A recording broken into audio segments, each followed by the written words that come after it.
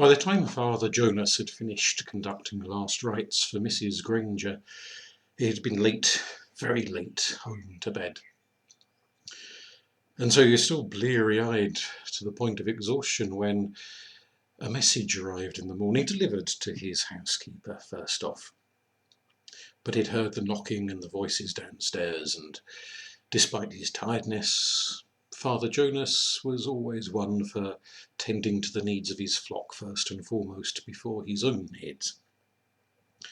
So once he'd dressed, down the stairs he went, there to inquire of his housekeeper what the message was about and who it was from.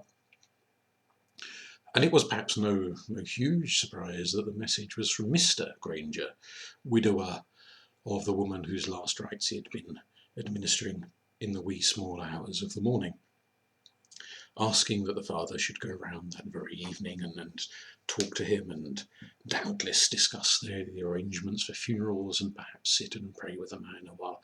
For whilst Mr. Granger, the blacksmith of the village, had never been much of a one for religion, he'd always been rather curt and short-tempered when Father Jonas had paid his visits upon the far more devout Mrs. Granger.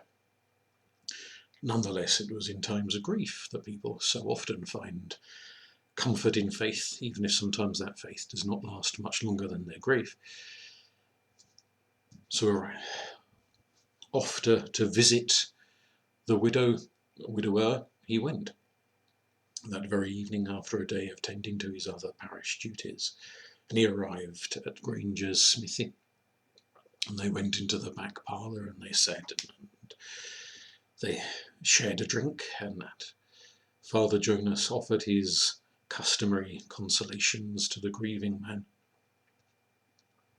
And it was then that blacksmith, that great burly blacksmith who still smelt of the forge, stared red-eyed at the old priest and said, "Father, you were there at the last. You took her final confession in her last moments upon this earth." And the old man nodded. Indeed, he had done exactly that. "Tell me, what did she say?" Well, Father Jonas was somewhat taken aback, for even though Mr. Granger was a rather lax Catholic in attendance at the church, even he should know that words spoken in final acts of contrition, those deathbed moments, even he should know that they are sacrosanct, that the priest will not violate the seal of the confessional of the dying man or woman to their father confessor. And he said as much. "But I need to know," insisted the blacksmith. "You may need to know, but I cannot tell you," the old man said. And the conversation went on in this way for some minutes, becoming more heated, more intense, and the blacksmith more forceful, more aggressive in his demands for knowledge. "Did she name anyone?" What do you mean?" said the old man. "Name anyone? She called upon Christ and the saints and the Virgin Mary. Is that what you mean?" No, said the blacksmith. "A man, did she say a man, and name a man? Was she cheating on me? What was she doing?"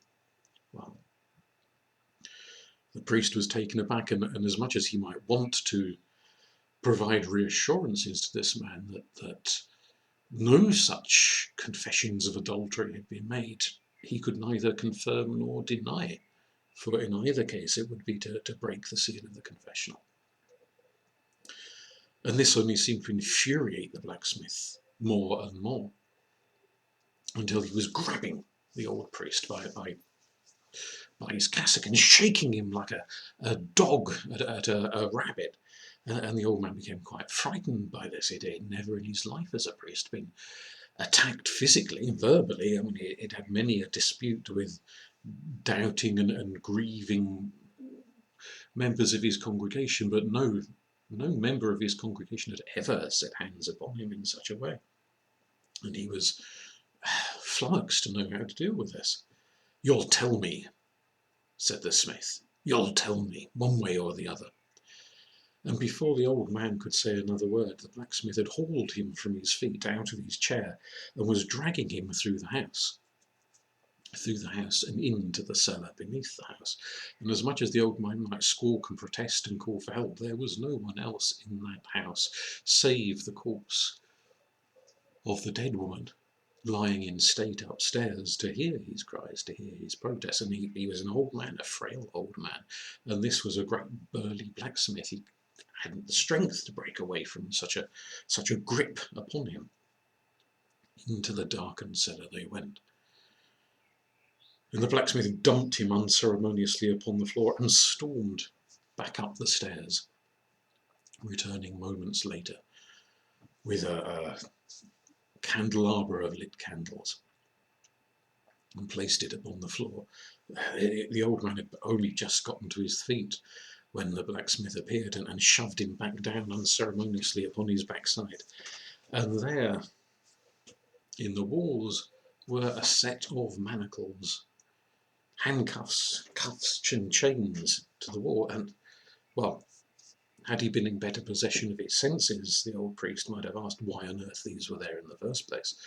But he was so frightened, so shocked by the violence, the anger, the rage of this man that, well, he was intimidated into silence as the blacksmith snapped the iron bands upon his wrists and said to him, "You may call and shout and scream till you are hoarse in the throat. No one comes close enough to this house to hear your screams and cries. And these walls, these ceilings are so thick with stone that no one, even if they came into the house, would hear you call, hear you cry. Believe me, I know." And of course, the poor old priest began to wonder how Granger the blacksmith knew this. Who else had been chained up in the cellar, calling and crying to no avail, before the priest found himself there? Maybe after a day in the dark you'll feel better about telling me and breaking your seal of confession. I'll be back tomorrow to find out what you have to tell me. And with that he snatched up the candles and stormed back up the steps, slamming the door shut behind him and leaving the priest in pitch blackness. Now the next day, the housekeeper, the priest's housekeeper, of course, noticed that the priest was not in his bed, and it was not unaccustomed for the priest to return very late if he'd been out tending to the dying or the grieving, but he'd always be back by morning. And so she began to worry, and she began to ask around, had anyone seen the priest? And she remembered that the priest had left of an evening, and she thought of the blacksmith's message, left in the morning, and she went and knocked upon the blacksmith's door. And he said, yes, Father Jonas had come, and they discussed the funeral arrangements, and the old man had left somewhere around 9 o'clock in the evening, and where he had went after that, well, the blacksmith had no idea. And so the poor woman went from house to house, becoming increasingly agitated, talking to one parishioner after another. Had they seen him? Had they spotted the old man walking out in the streets of an evening? For he was very old and frail, and it occurred to her that he was of the age where he might have a seizure or a heart attack or meet with some accident in the dark. Never once did it occur to her that he might meet with human violence.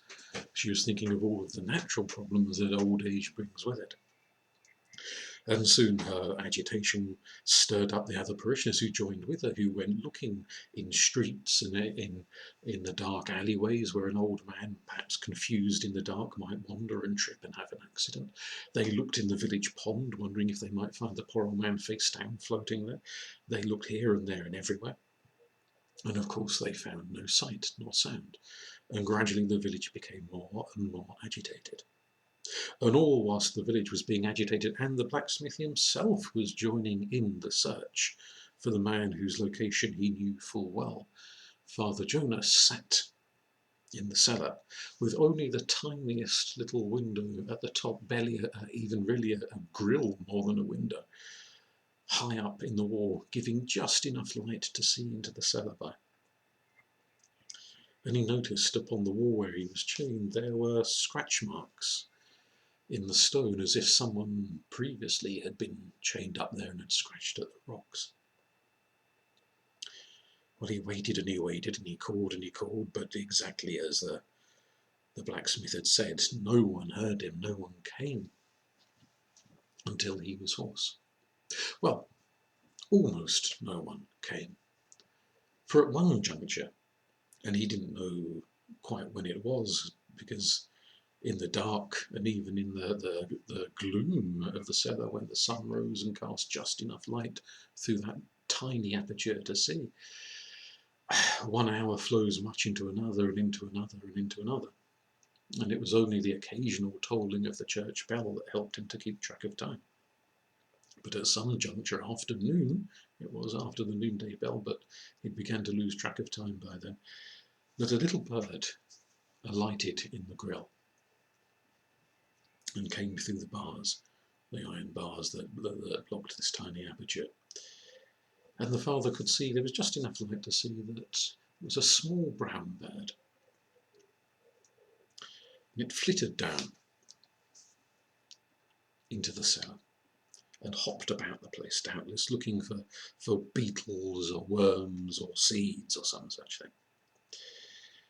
And out of sheer loneliness, the old man began to talk to the bird and treat it as if it were able to understand him. And the bird cocked its head to one side and looked at him with beady eyes and listened to him and hopped a little closer.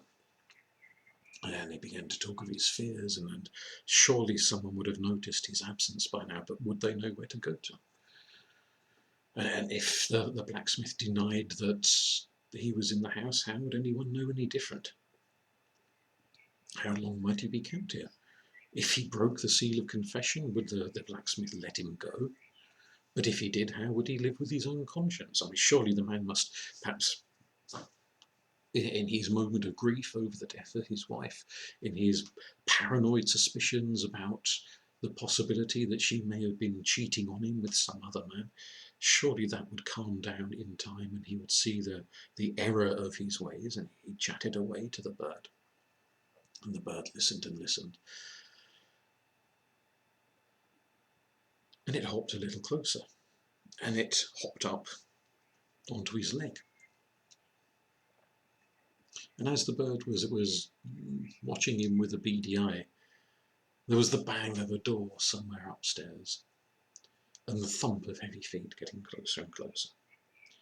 And then the cellar door opened, and the little bird flew off into a darkened corner where the old priest could no longer see it.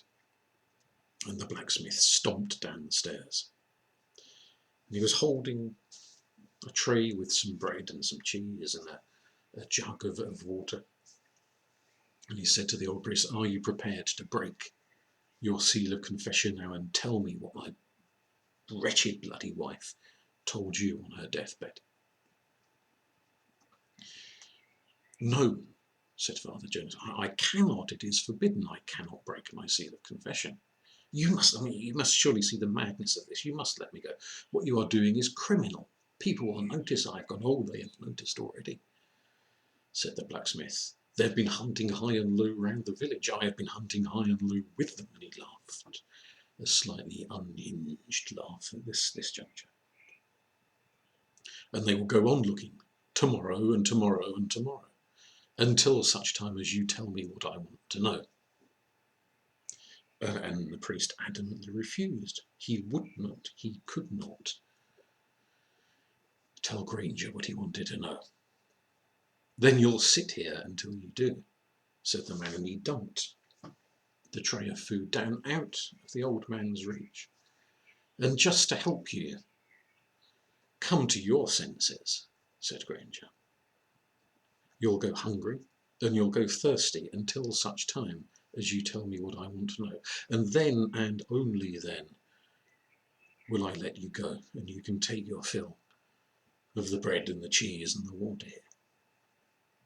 And with that he stomped back up the steps.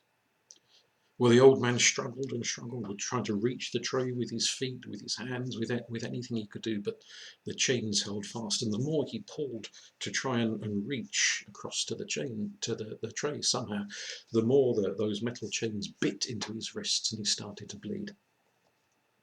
They were already rubbed raw from all of the pulling he'd done earlier trying to get himself free, but now the blood was starting to flow, and with the blood flowed his tears of frustration and despair and fear.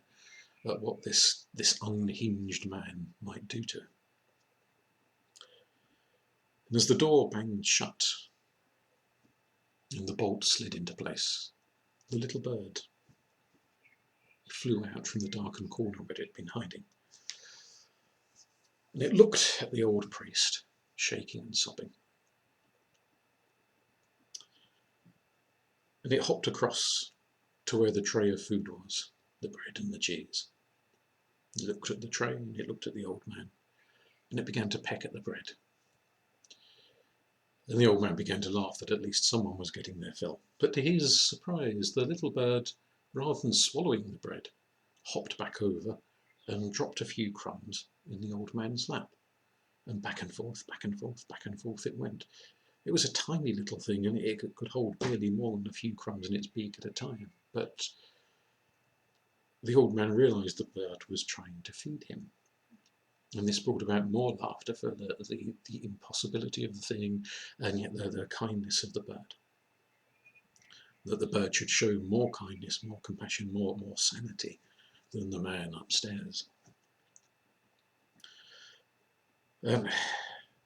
His hands had just enough movement from the chain to the wall that he could pick up the crumbs, such as they were, and eat them. Not enough to assuage his hunger, but a gesture of gratitude to the little bird. And when the little bird had done fetching and carrying a dozen beakfuls of crumbs, it then flew over to the water jug and dipped its head in and flew back. And the old man held out his hands, and the little bird sat in his hands and dribbled the water into his hands. Back and forth, back and forth, back and forth. It went dribbling water into his hands. Until at last the bird seemed too tired to do it any more, and the old priest took the first water it had since his arrival at the house the night before. And whilst it was scarcely enough to quench his parched throat, again he was grateful to the little bird. And it sat on the edge of the tray and it watched him for some time. And then it flew across and started pulling at the chain and tugging at the chain and pecking at the metal manacle around his wrists. Completely ineffectually, but it tried. And as it tried, the little bird got the old priest's blood up on its chest. And the sight of it made the old priest start to cry again and just think to himself how bewildering it was that so little a creature, so humble a specimen of God's creation, should have so much greater wisdom and compassion and mercy than what was supposed to be the pinnacle of God's creation. And not for the first time he began to wonder about the vaunted claims made for humanity. Hours later, as the light was dwindling, and by which time the little bird had flown back out of the window, leaving the priest alone, Granger came back down into the cellar and looked at the bread and the cheese and the water upon the tray and said, I see the rats have been having a nibble, more of a nibble than you've been having, I don't say. Now, will you tell me, name the man that my wife told you about? Who is it that she was cheating with? Who? And again the old man, tired and weary and hungry and thirsty, said, I cannot tell you, I cannot break the vows. Then I'll ask you again in the morning, said Granger, and the next, until either the hunger takes you or you tell me, whichever comes first, because I am quite happy to dump your corpse in the woods if you will not tell me, and I will not feed you and I will not water you until such time as you do tell me. And the next day, the same thing happened again. Granger arrived in the morning with a fresh jug of water and some new bread and some new cheese to put upon the tray. Still out of reach.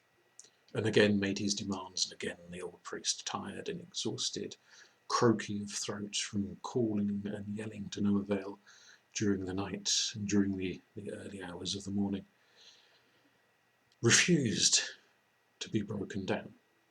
And again, Granger returned to his duties at the smithy, to listen to the gossip of the villagers, the speculation about where the old priest might be, the worries of the housekeeper, which was now circulating round all of the gossips in the village, how she had written to the bishop to say the old Father Jonas had vanished without trace, no sign of his body, he could have gone anywhere, anything could have happened to him, nobody knew. What should she do? What should the parish do? There was no one to conduct funerals. The body of the blacksmith's wife was laying in state because the funeral had not yet happened. What should they do?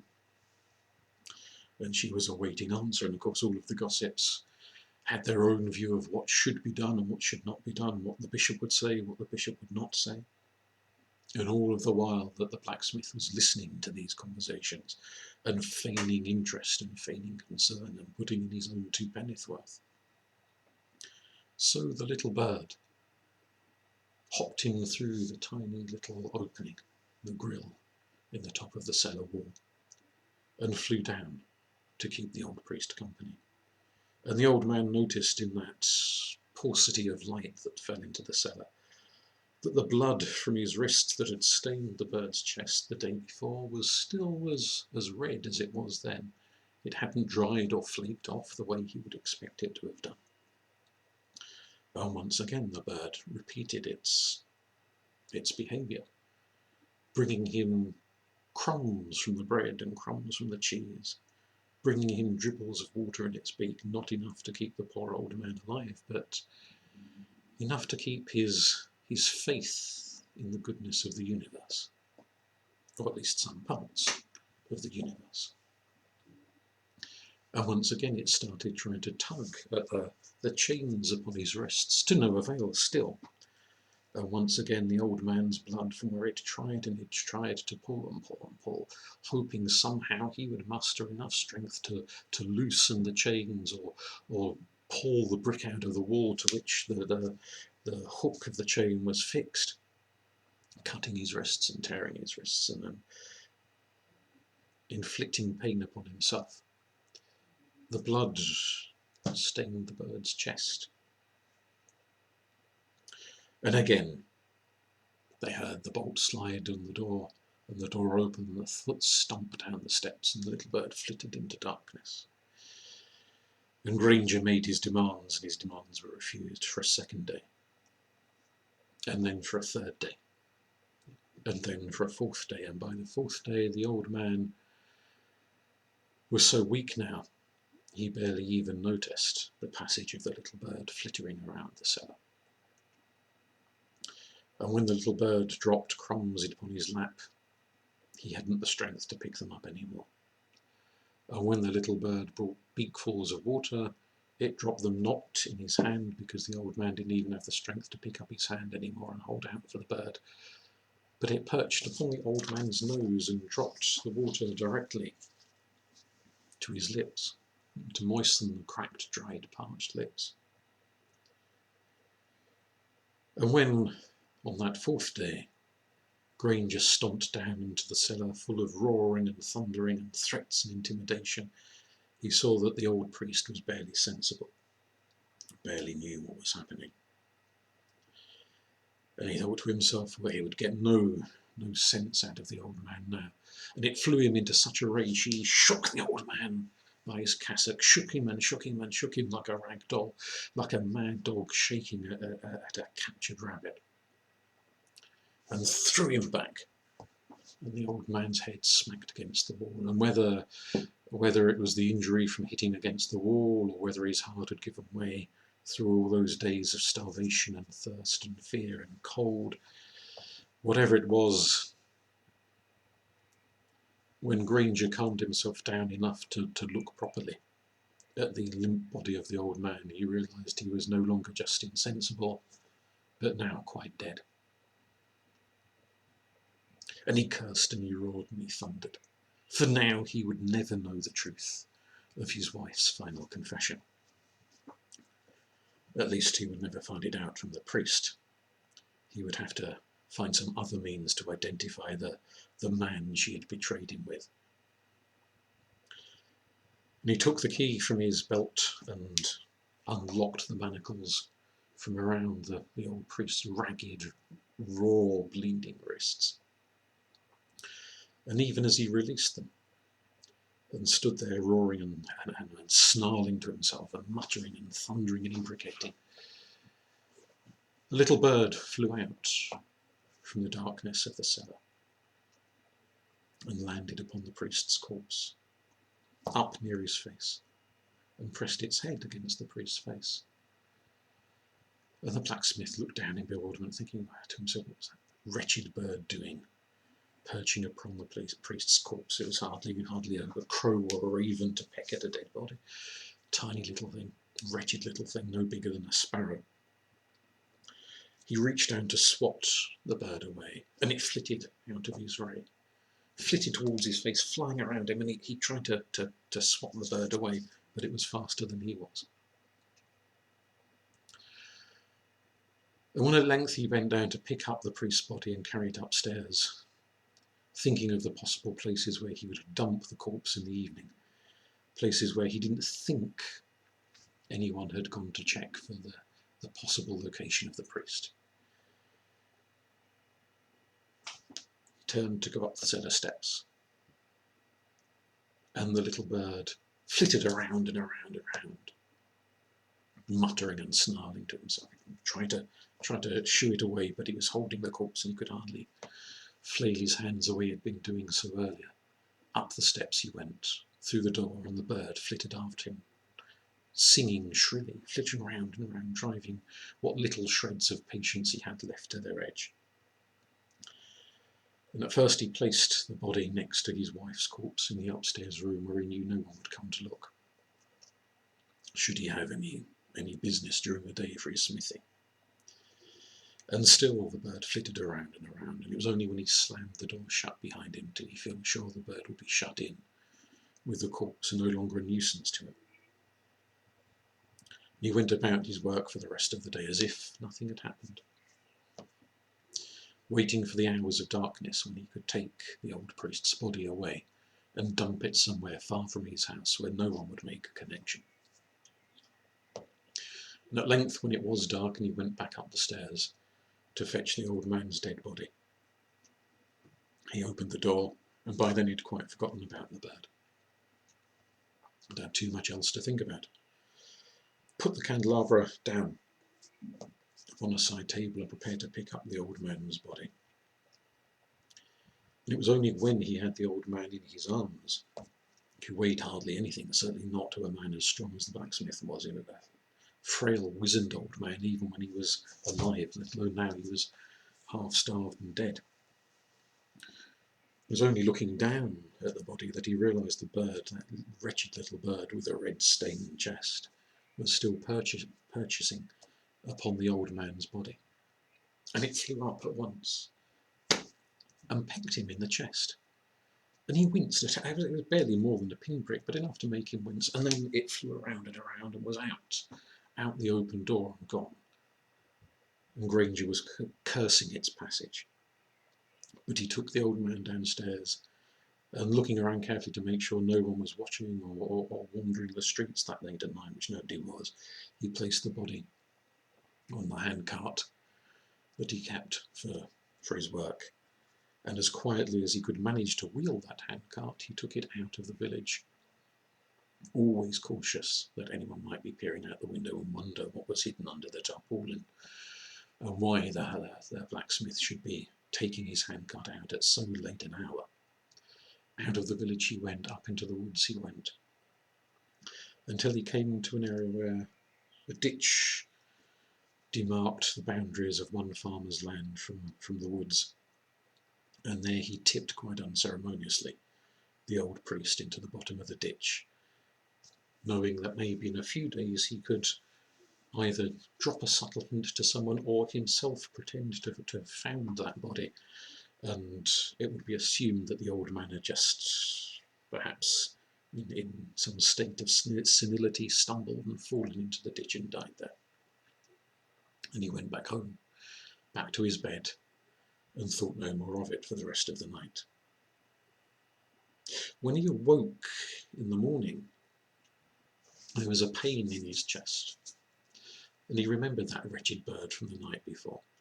When he took off his nightshirt, he looked in the mirror, and he could see the little wound from where the bird had pecked him, and it was seeping blood, drip after drip after drip, and then he took a rag and he dabbed it and pressed upon the wound, because that usually helps to stop bleeding. But no matter how much he pressed, it dripped, and it dripped, and it dripped. And he could see that it must have been dripping all through the night, for the nightshirt had a big red stain upon it. And he thought to himself of medical treatments his wife had provided for him when he had become injured in the blacksmithy, and the various herbs and combinations she'd used, and he went and found a few of the herbs that were left in the pantry, mixed up a poultice as best he remembered the recipe that she used, and pressed it on, and again thought no more of it, and went about his day. And whilst he was going about his day at the blacksmithy, in the woods, old Father Jonas's corpse lay there, blank-eyed, staring up at the sky, bereft of any kindness, bereft of any decency owed to the dead, except for the decency shown of it by that little bird with the blood-stained breast. For it sat upon a tree branch and looked down at Father Jonas, and after some moments of watching, it flitted off, and it picked up a leaf, and carried the leaf and placed it on top of Father Jonas's chest, and then another, and another, and another, and another, until it became too tired to do any more, and it paused to rest and watch. And meanwhile, Granger, back at his blacksmithy, the day had rolled on, he'd had a heavy day, and that wretched little peck wound in his chest was beginning to throb. And he was glad when the lunch break rolled around, and he could go and sit in the house and drink a beer and eat some bread and cheese. And it was still throbbing and itching, and he kept scratching it, and at length he went upstairs to the bedroom and peeled back his shirt and looked at the poultice to wonder if it was doing its job. And the poultice was now as red-stained as the nightshirt had been. And it seemed to him as if the blood was seeping out from underneath the poultice. And he began to wonder, birds are dirty creatures, maybe the thing had given him some sort of an infection. Maybe he should consult with the village doctor to see if anything could be done about it. And whilst he was thinking of this, as most men do, I'll leave it till tomorrow, and if it's still there, then I'll go and do something about it. The little bird in the woods was now adding petals and blossoms from the trees, from the flowers, to the body of old Father Jonas. And it did so for the rest of the day, until it became too dark to see what it was doing anymore. And the next day, when Granger woke up, the ache was, if anything, worse than ever before. And the blood was still there, seeping through that poultice, such that when he stood up in the morning, the poultice was so sodden it fell off. It had stained the front of his spare nightgown, the other one soaking in a bucket, and had stained the sheets of the bed. And he began to worry about just quite how much blood was leaking. And when he looked, he cleared away the mess of the poultice that was left behind on his chest. It was still just that tiny little wound, that tiny little peck mark. And it was still only one drop after another, like a dripping tap. But as he watched, he was reminded that even a dripping tap will fill a bucket in time. Drip after drip after drip after drip after drip. And he wondered just how much blood he had lost. He was starting to feel a little lightheaded. Whether that was from just standing there contemplating this peculiar injury, or whether he really had lost that much blood, he wasn't too sure.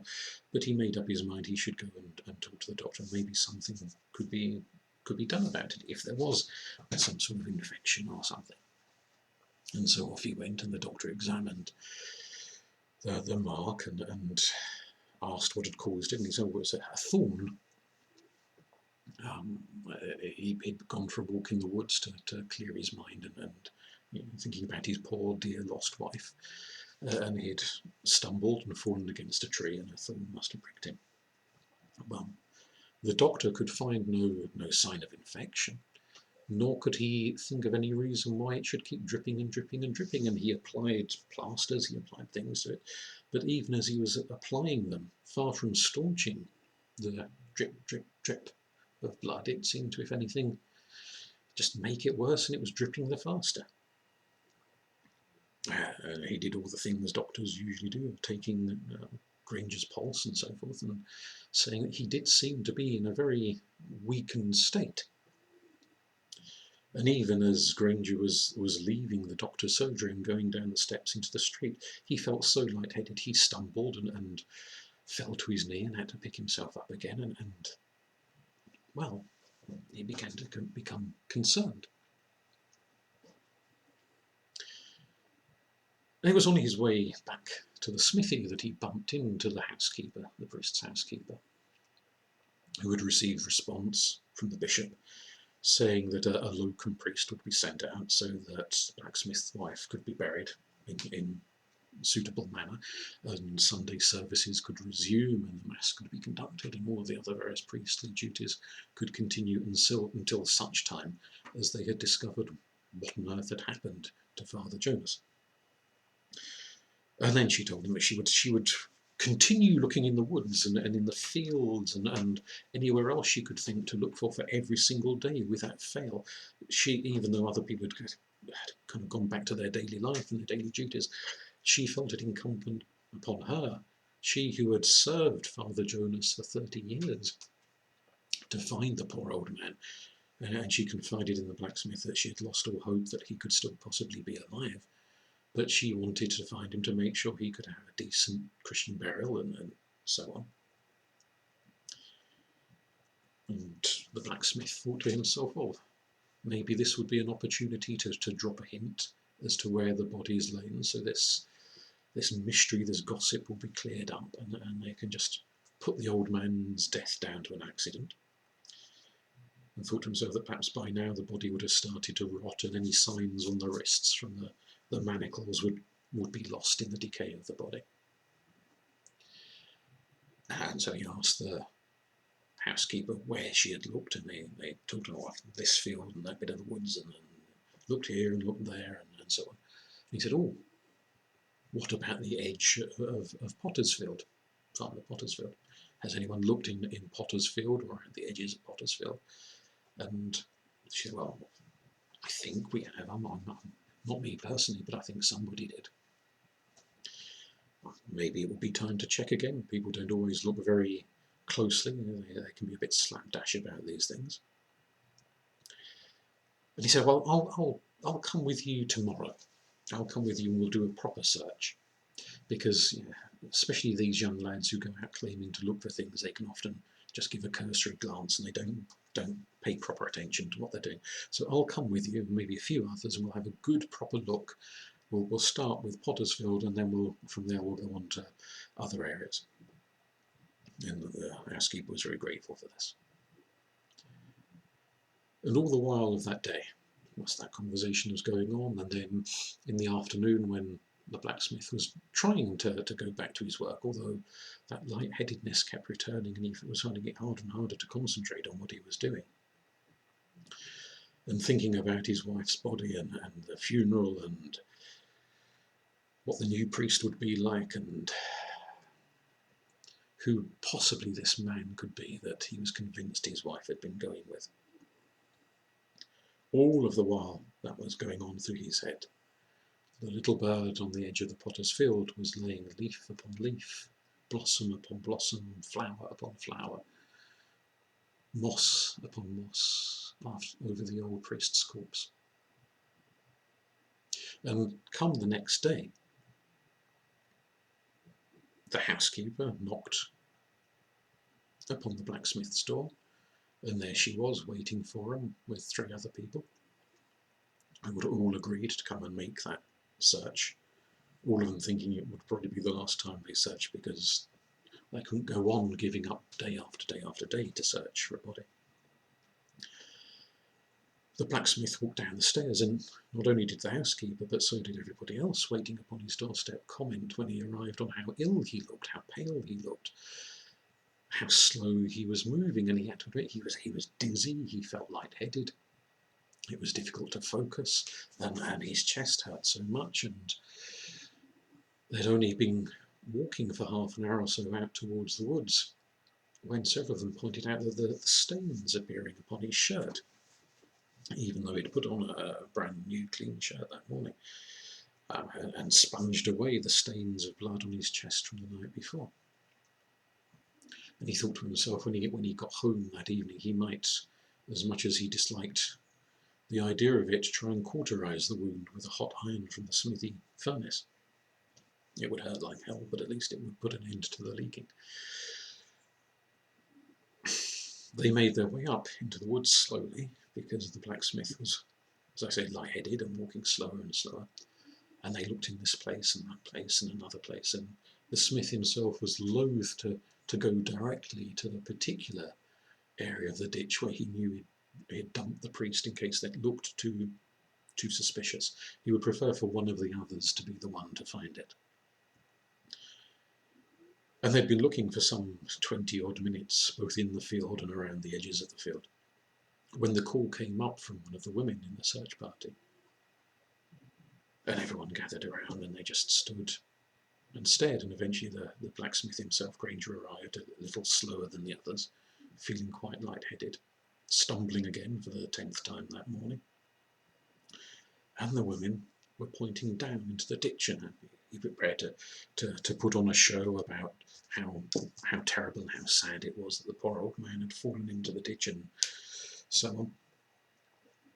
When he looked into the ditch and was dumbfounded, for there was indeed the body of the priest. You could see his face, but the rest of him could not be seen, for it was covered in leaves and moss and petals and blossoms, but not just dumped any old how, arranged in the most beautiful patterns as they stood and they watched. And even as they stood and they watched, they could see the tiny little bird flying down from the branches, laying more moss, more petals, more leaves. And the women in the search party whispered that this must be some kind of a miracle, that the old priest must be blessed in some way to be honoured in this strange and curious fashion. Not one of them had ever seen a bird behave in such a way before.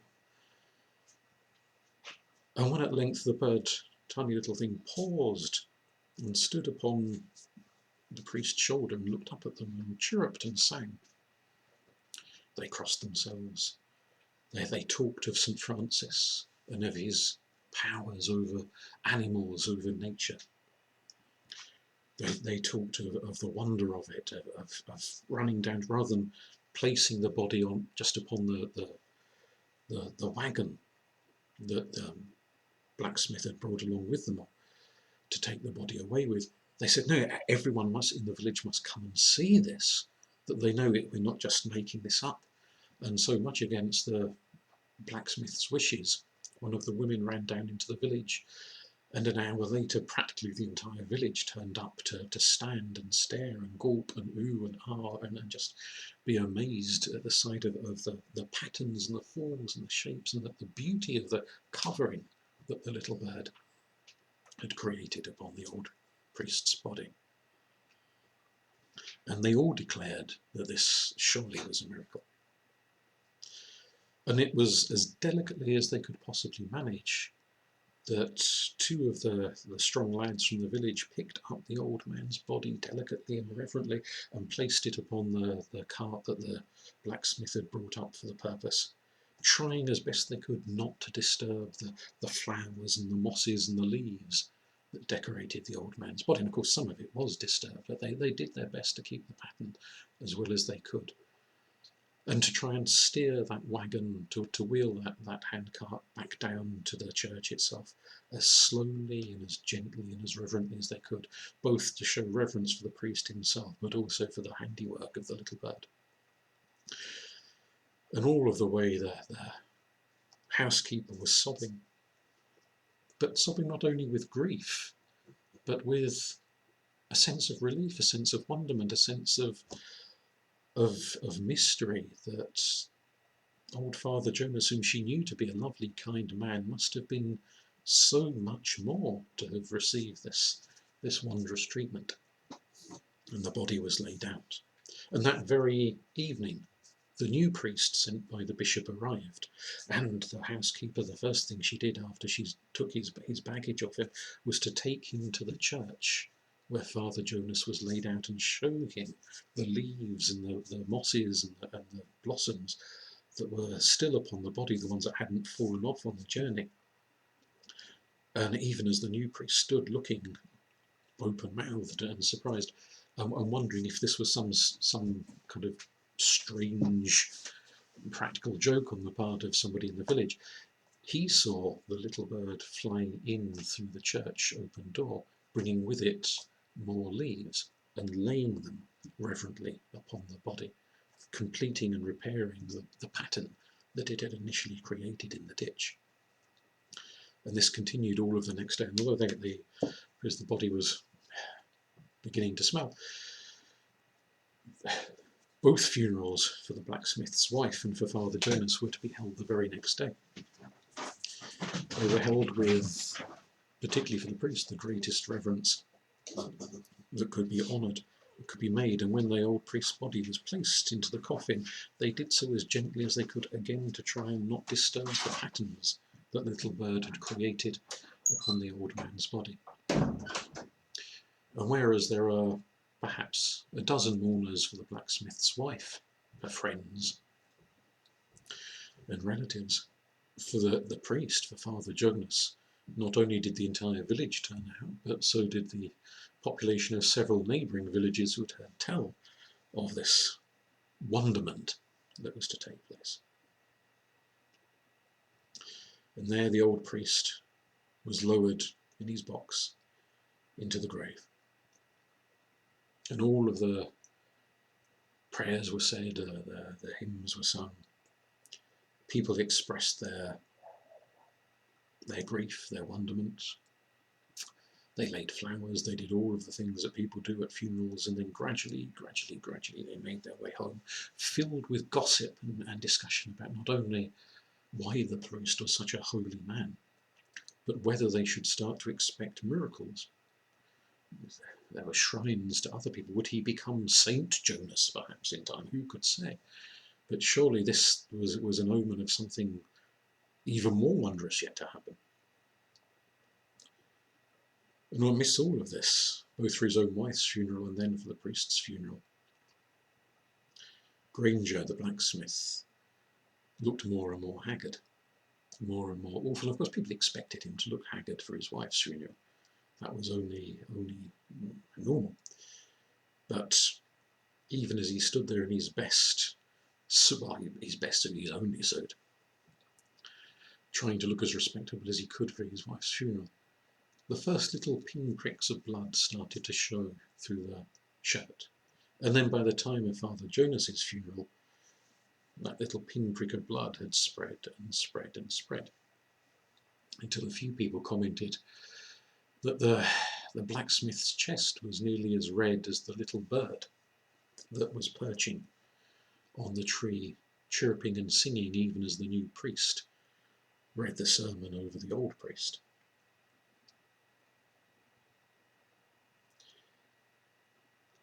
The next day, when Granger awoke, he felt as weak as a newborn kitten. His nightshirt was blood-stained, the bed was blood-stained. He felt as if he didn't own an article of clothing that wasn't by then blood-stained. He hadn't the strength to go and work in the smithy, to pick up a hammer or an iron, or to work the bellows. He sat at the table, for several hours trying to find the strength to do anything, wondering again why the doctor had failed to find any treatment, any cure. At length he decided he would indeed do what he had said to himself he would do on that walk up into the woods. He would cauterize the wound. There had been too much going on in the meantime for him to actually remember to do it. But finally he found the energy. He went out into the smithy. It took him 3 times as long as it would ever normally take, but he got the coals heated, blazing away, found his smallest poker and placed it into the flames, into the coals, until it was white hot. And then, even though his hand was shaking, he was so weak now, he picked up that cauterizing iron, and gritting a bit of leather between his teeth, for he knew it would hurt like merry hell, he pressed the hot iron to that still very small peck mark upon his chest, and it did indeed hurt as much as he thought it would, and they could probably hear his howling half a street away. And he dropped the iron on his foot, and it burned his foot badly. But there he sat. A few minutes later, the iron now put away, limping and wincing, but dry. And he made his way back into the house, went up to the bedroom where the mirror was, and looked at the burn mark, the cauterized wound, and thought to himself, it's over now, surely perhaps a few good meals and my blood will be up again. I won't feel as weak and as lightheaded and dizzy as I do now. But even as he stood there in front of the mirror, he could see the blood beginning to seep again, even though there was no longer a wound for it to seep from.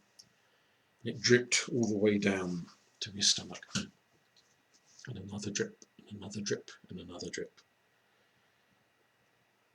And though he had never been a particularly religious man, he thought to himself then, this miraculous priest, if I go and beg of him forgiveness, perhaps he will stop the wound. And so he made his way slowly, ever so slowly and dizzily, disorientedly, up to the graveyard, and there, of course, were many other people visiting the priest's grave, still full of wonderment at the stories they'd heard. And even as he stood there watching both them and the grave itself, that damnable little bird with a blood-stained chest was plucking petals from the flowers that people had left in memory, in respect of the old priest, and laying them upon the fresh-turned soil. Not just dropping them, he noticed, not just scattering them any old how, but laying them one after another, forming a pattern of petals upon the grave. And he realised that this bird was going to repeat what it had done in the ditch up in the woods. And when the last of the other mourners had gone, leaving him to, so they thought, make his own peace with a priest, Granger's nature took the better of him, and whatever thoughts he had had of begging for forgiveness from the priest, he instead decided that he would have his own back on this damnable bird with its diseased and infectious beak that had made this wound in his chest. And dizzy as he was, he took a swipe at the poor little thing as it sat upon the soil, laying yet another petal, to give it a damn good kick in the head. But the bird was quicker than he was, or maybe he was simply slower than slow. And the bird flitted out of the way, and he lost his balance, lost his footing, and fell and smacked his head hard against a neighbouring gravestone. And there he lay, bleeding out the last of his life into the graveyard itself, into the soil of the grave, particularly the newly turned grave of the old priest. It was a good hour before anyone found him. And when his turn for a funeral came, there were very few mourners. But the little bird continued to draw wonderment for many a long year, visiting the grave of old Father Jonas, and as one layer of petals withered and shriveled and got blown away upon the wind, it would bring fresh leaves and fresh petals every spring and every summer. Thank you.